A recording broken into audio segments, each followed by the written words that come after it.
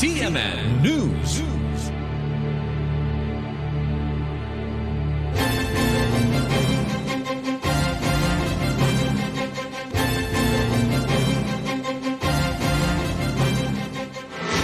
CNN Live Nationwide.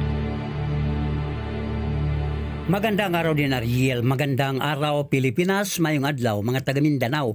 Nalimas na mga elemento ng Hingog City Police Station ang pinaghinalaang shabu na may street value na 77,000 piso mula sa isang Zaldi Abaw na taga Zone 2, Barangay 19, Hingog City. Sa investigasyon ng Hingog City Police Station Chief Police Lieutenant Colonel Dennis De Los Santos, kumukuha ang naaristong drug peddler ng droga galing sa kalapit na mga lalawigan ng Misamis Oriental at karamihan sa kanyang mga buyers ay mga local drug users sa siyudad.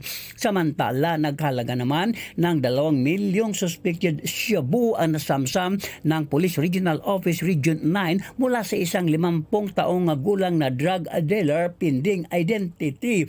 Nagsagawa ng isang entrapment operations ang Zamboanga Police sa may Barangay Baliwasan, naturang siyudad. Smuggled cigarettes naman ang nakumpiska ng Bureau of Customs Zamboanga at Zamboanga PNP na nagkahalaga ng 2.8 milyong piso. Ni-read ng mga otoridad ang isang imbakan sa Baliwasan CSI Zamboanga City. Tumambad ang iba't ibang klaseng undocumented cigarettes, tatak and Indonesia.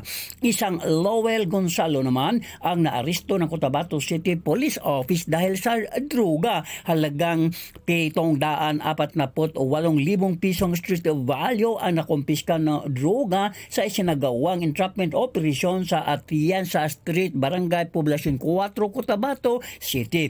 Bagsak naman sa mga kamay ang mag-asawa sa isinagawang buy-bust operations ng Combined PDEA BARM at ang Cotabato City PNP sa may Purok 2 PCL area sa May Vergara Street 1, Cotabato City. Hindi mo na binunyag ng mga otoridad ang pangalan ng mag-asawa. 12 gramong suspected shabu, may street value na 34,000 piso. Well, Ramos, CMN Robing Reporter ng Mindanao, Radyo Kalikasan, Hingog City Base, nagulat ng live para sa CMN Pilipinas. CNN Live Nationwide.